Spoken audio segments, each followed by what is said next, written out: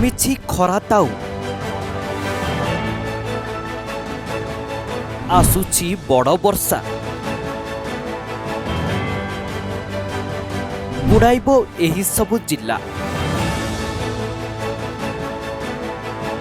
5 दिन जाए झड़ वर्षा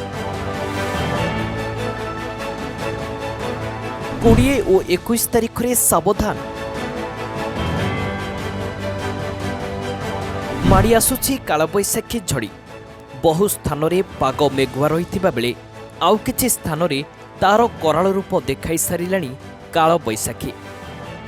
बिजुली घड़घड़ी सह काचुछि वर्षा कुआपथर माड भी हेउछि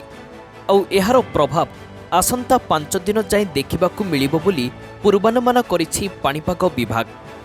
प्रबल वर्षा काचिबो बोली मध्य सतर्क करिछि विभाग 20 तारिखରୁ झड़ वर्षार प्रभाव अधिक रहिबो 20 और 21 तारिख पई राज्यर विभिन्न जिल्ला को बिजुली घड़घड़ी सह प्रबल वर्षा पवन नहीं ऑरेंज और येलो वार्निंग देछि पाणीपाग विभाग आउ एते जोरे वर्षा हेबो जे बुड़ी जीवो एही सबु जिल्ला एने चिंतारे पड़ी जाइछंती ओडिशावासी मालकानगिरी कोरापुट रायगड़ा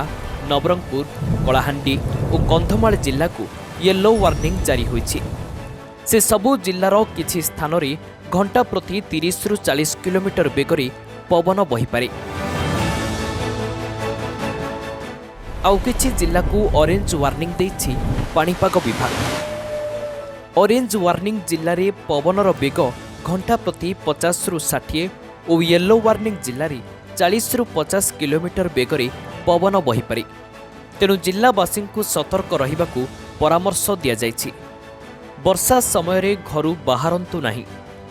कारण कालबैशाखी कराल रूप नहीं आसुछि सबु किछि छिनछत्र करि देउछि तेबे राज्य रे आसंता 3 रु 4 दिन पर्यंत दिनर सर्वाधिक तापमात्रा रे कौनसी परिवर्तन हेब नाही तापरे तापमात्रा 2 रु 3 डिग्री ह्रास पाइबो बोली विभाग पक्षरु कुहा जाइछि bureau report Odisha news now जदि आम वीडियो आपनको भलो लागिछि तेबे आम चैनल को लाइक शेयर और सब्सक्राइब करंतु।